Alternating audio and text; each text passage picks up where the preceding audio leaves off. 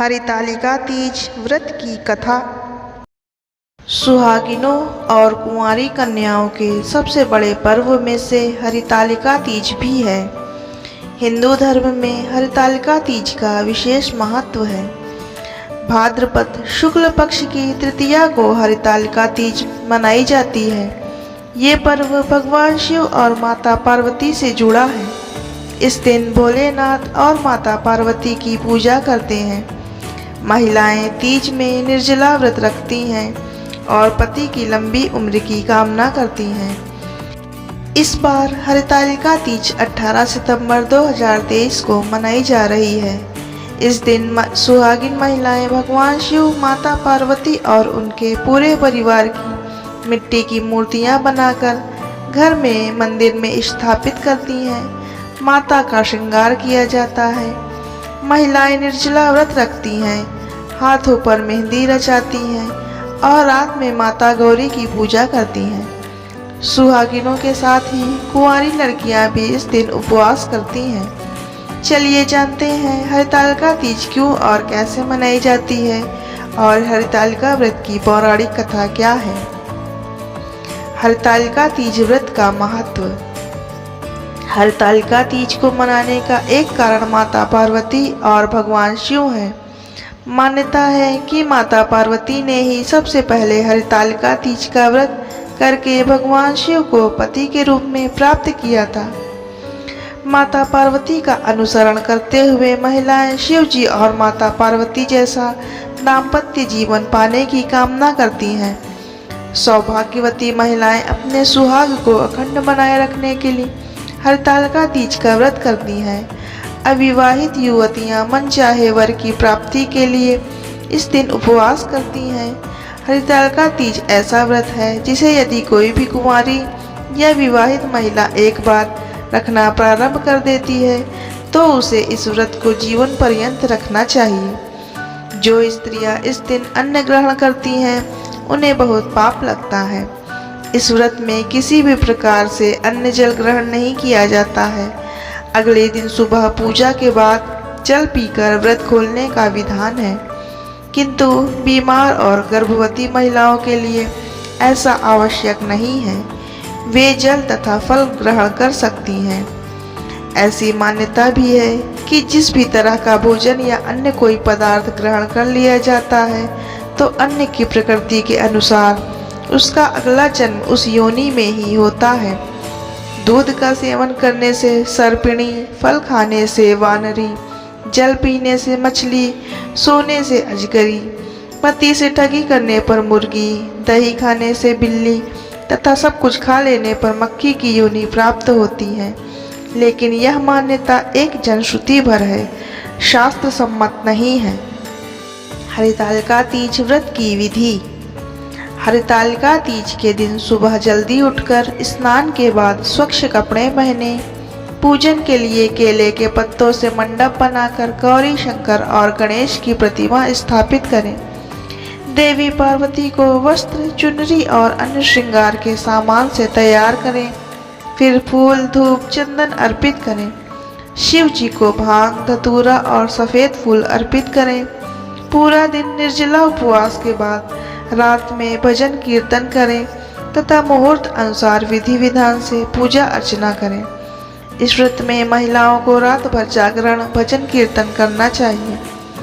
इस व्रत के दौरान हरितालिका तीज व्रत कथा को सुनना जरूरी होता है। मान्यता है कि कथा के बिना इस व्रत को अधूरा माना जाता है। हरितालिका तीज व्रत की कथा। जिनके दिव्य केशों पर मंदार के पुष्पों की माला शोभा देती है और जिन भगवान शंकर के मस्तक पर चंद्र और कंठ में मुंडों की माला पड़ी हुई है, जो माता पार्वती दिव्य वस्त्रों से तथा भगवान शंकर दिगंबर वेश धारण किए हैं, उन दोनों भवानी शंकर को नमस्कार करते हैं। कैलाश पर्वत के सुंदर शिखर पर माता पार्वती जी ने श्री महादेव जी से पूछा, हे महेश्वर, मुझसे आप वह गुप्त से गुप्त वार्ता कहिए जो सबके लिए सब धर्मों से भी सरल तथा महान फल देने वाला।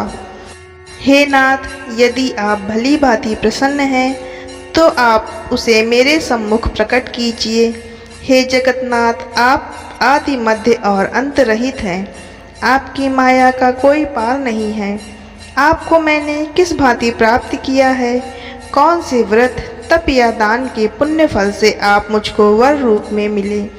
श्री महादेव जी बोले, हे देवी सुनो, मैं आपके सम्मुख उस व्रत को कहता हूँ जो परम गुप्त है। जैसे तारागणों में चंद्रमा और ग्रहों में सूर्य, वर्णों में ब्राह्मण, नदियों में गंगा, पुराणों में महाभारत, वेदों में साम और इंद्रियों में मन श्रेष्ठ है, वैसे ही पुराण और वेद सब में इसका वर्णन आया है। जिसके प्रभाव से तुमको मेरा आधा आसन प्राप्त हुआ है। हे प्रिय, उसी का मैं तुमसे वर्णन करता हूँ। सुनो, भाद्रपद मास के शुक्ल पक्ष की हस्त नक्षत्र युक्त तृतीया के दिन इस व्रत का अनुष्ठान मात्र करने से सब पापों का नाश हो जाता है। तुमने पहले हिमालय पर्वत पर इसी महान व्रत को किया जो तुम्हें सुनाता हूँ। पार्वती जी बोली, प्रभु, इस व्रत को मैंने किस लिए किया था यह मुझे सुनने की इच्छा है, सो कृपा करके कहिए। शंकर जी बोले, आर्यावर्त में हिमालय नामक एक महान पर्वत है, जहाँ अनेक प्रकार की भूमि अनेक प्रकार के वृक्षों से सुशोभित है, जो सदैव बर्फ से ढके हुए तथा गंगा की कलकल ध्वनि से शब्दायमान रहता है। हे पार्वती जी, तुमने बाल्यकाल में उसी स्थान पर परम तप किया था और 12 वर्ष तक माघ के महीने में जल में रहकर तथा बैसाख मास में अग्नि में प्रवेश करके तप किया। श्रावण के महीने में बाहर खुले में निवास कर अन्न त्याग कर तप करती रही। तुम्हारे उस कष्ट को देखकर तुम्हारे पिता को बड़ी चिंता हुई। वे चिंतातुर होकर सोचने लगे कि मैं इस कन्या की किससे शादी करूं। इस अवसर पर देवयोग से ब्रह्मा जी के पुत्र नारद जी यहाँ आए।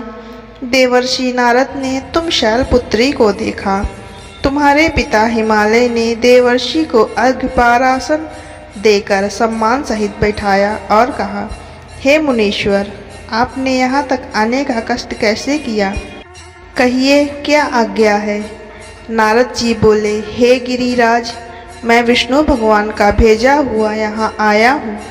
तुम मेरी बात सुनो। आप अपनी कन्या को उत्तम वर को दान करें।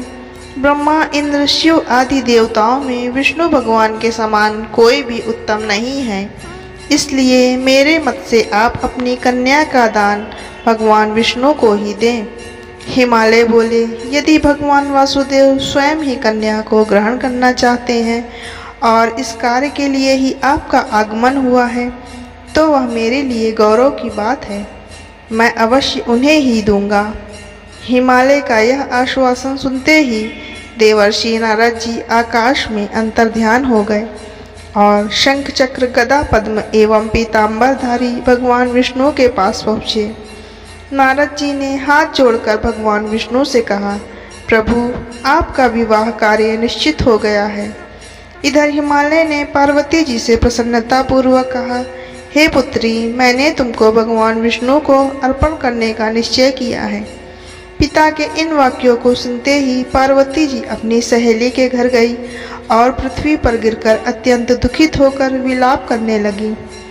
उनको ऐसा करते हुए देखकर सखी बोली, हे सखी, तुम किस कारण से दुख पाती हो, मुझे बताओ, मैं अवश्य ही तुम्हारी इच्छा पूर्ण करूँगी। पार्वती बोली, हे सखी, सुनो, मेरी जो मन की अभिलाषा है सुनाती हूँ। मैं श्री महादेव जी को वरण करना चाहती हूँ। मेरे इस कार्य को पिताजी ने बिगाड़ना चाहा है, इसलिए मैं निसंदेह इस शरीर का त्याग करूँगी। पार्वती के इन वचनों को सुनकर सखी ने कहा, हे देवी, प्राण त्यागने का यहाँ कारण ही क्या है? संकट के समय धैर्य से काम लेना चाहिए। सच्ची आस्था और एक निष्ठा के समक्ष तो भगवान भी असहाय हैं। मैं तुम्हें घोर वन में ले चलती हूँ, जो साधना स्थल है और जहाँ तुम्हारे पिता भी तुम्हें खोज नहीं पाएंगे। मुझे पूर्ण विश्वास है कि ईश्वर अवश्य ही तुम्हारी सहायता करेंगे। तुमने ऐसा ही किया तुम्हारे पिता तुम्हें घर में ना पाकर बड़े चिंतित और दुखी हुए। वह सोचने लगे कि मैंने तो विष्णु जी से अपनी पुत्री का विवाह तय कर दिया है, मेरी पुत्री को कोई देव दानव अथवा किन्नर हरण करके ले गया है, अथवा कोई सिंह व्याघ्र आदि खा गया। ऐसा सोचकर वह बहुत चिंतित हो मूर्छित हो गए। होश में आने पर पर्वतराज ने चारों ओर तुम्हारी खोज आरंभ कर दी। इधर तुम्हारी खोज होती रही, उधर तुम अपनी सहेली के साथ नदी के तट पर एक गुफा में अन्न जल त्याग कर मेरी आराधना में लीन रहने लगी। उस दिन भाद्रपद मास की हस्त नक्षत्र युक्त तृतीया तिथि थी, जब तुमने बालुका लिंग बनाकर विधि विधान से मेरी पूजा अर्चना की तथा रात को गीत गायन कर जागरण किया। तुम्हारे उस महाव्रत के प्रभाव से मेरा आसन डोलने लगा। मैं शीघ्र ही तुम्हारे पास पहुंचा और तुमसे कहा, हे वरान्ने, वर मांगो। अपनी तपस्या के फलीभूत मुझे अपने समक्ष पाकर तुमने कहा कि हे महादेव, यदि आप सचमुच मेरी तपस्या से प्रसन्न हैं तो मुझे अपनी अर्धांगिनी के रूप में स्वीकार करें। तब तथास्तु कहकर मैं कैलाश पर्वत पर लौट गया।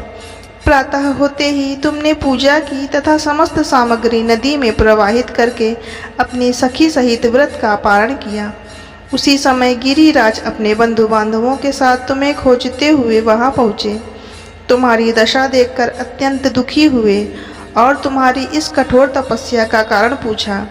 तब तुमने कहा कि पिताजी, मैंने बचपन से ही अपना सर्वस्व महादेव को माना है। उन्हीं को पाने के लिए मैंने का संपूर्ण जीवन इतना कठोर तप किया। चूँकि आप मेरा विवाह विष्णु जी से करने का निश्चय कर चुके थे, इसीलिए मैं अपने आराध्य की तलाश में घर से चली गई। अब आपके साथ घर इसी शर्त पर चलूँगी कि आप मेरा विवाह महादेव जी के साथ ही करेंगे। पर्वतराज ने तुम्हारी इच्छा स्वीकार कर ली और तुम्हें घर वापस ले आए। कुछ समय बाद उन्होंने पूरे विधि विधान के साथ हमारा विवाह किया। भगवान शिव ने आगे कहा, पार्वती, भाद्रपद की शुक्ल तृतीया को तुमने मेरी आराधना करके जो व्रत किया था, उसी के परिणाम स्वरूप हम दोनों का विवाह संभव हो सका। इस व्रत का महत्व यह है कि मैं इस व्रत को पूर्ण निष्ठा से करने वाली प्रत्येक स्त्री को मनोवांछित फल देता हूँ। अपने सखियों द्वारा हरण होने के कारण ही यह व्रत हरितालिका व्रत कहलाया। भगवान शिव ने पार्वती जी से कहा कि इस व्रत को जो भी स्त्री पूर्ण श्रद्धा से करेगी, उसे तुम्हारी तरह अचल सुहाग प्राप्त होगा।